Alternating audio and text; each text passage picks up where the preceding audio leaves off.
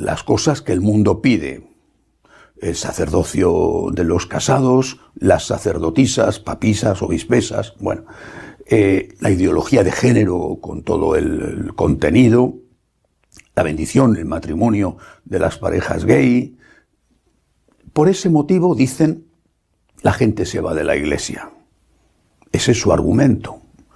Últimamente lo repiten una y otra vez. Pero si eso fuera así, lo lógico, lo que dice la razón, es que esa gente, esos católicos que abandonan su iglesia, se irían a la iglesia luterana. Porque la iglesia luterana tiene, por supuesto, curas casados, pero es que tiene sacerdotes, hombres y mujeres homosexuales, gay o lesbianas, que viven con sus parejas. Bendicen las parejas gays sin ningún problema. Es decir, lo que la Iglesia Católica rechaza y que según los sinodales alemanes es el motivo por el cual los católicos abandonan su iglesia de una forma tan masiva, eso lo tiene la Iglesia luterana. Lo normal, por lo tanto, sería que, dejando la Iglesia Católica, fueran a engrosar las filas de la Iglesia luterana y que ésta fuera creciendo cada año. Eso es lo que dice la razón, el sentido común. Pero es que eso no es así, y lo saben. Y a pesar de que lo saben, siguen diciendo lo mismo, porque en el fondo saben perfectamente que no tienen razón. Por ejemplo, en el año 2016 había entre los católicos, allí los tienen muy bien contados porque el que no paga no es católico, había entre los católicos 23,6 millones de personas. Bueno, un año después, ellos, esos 23,6, se redujeron a 23,3 millones de personas. Se perdieron 300.000 católicos en un año. ¿Y qué pasó con los protestantes? En el año 2016, el mismo año, había 21,9 millones de luteranos, de protestantes en general, no solo de luteranos. Pero es que al año siguiente se convirtieron en 21,5 millones. Es decir, los luteranos no solo no aumentaron con los católicos que abandonaban su iglesia, sino que perdieron más. Si en un año los católicos perdieron 300.000, los luteranos, que lo aceptan todo, pues los luteranos perdieron 400.000. Se habla de la crisis de vocaciones. No hay vocaciones.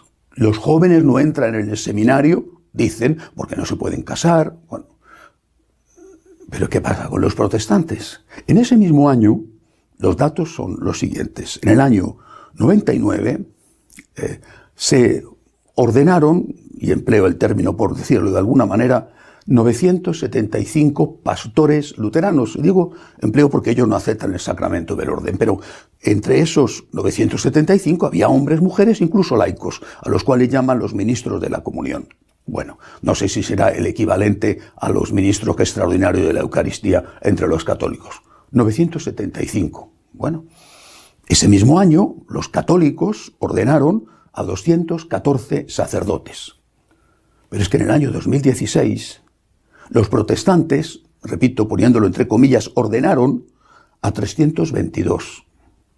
Se había reducido el número de ordenaciones en un 67%. En ese mismo año, 2016, los católicos ordenaron a 77 sacerdotes. Uy, una gran reducción, de 214 a 67. Pero se había reducido en un 64,1. Es decir, la caída de ordenaciones entre los protestantes en las mismas fechas había sido de un 67 por un 64. Habían disminuido más los pastores que se ordenaban en la iglesia luterana que los sacerdotes que se ordenaban en la iglesia católica, siendo los católicos aceptando solo a hombres, exigiéndoles la castidad, la practicarán o no la practicarán, dependerá de los casos, pero exigiéndoles la castidad, aceptando solo a hombres. Los luteranos, que aceptan a hombres, a mujeres, que ordenan incluso a laicos, han disminuido muchísimo más, o por lo menos más, sus vocaciones que los católicos.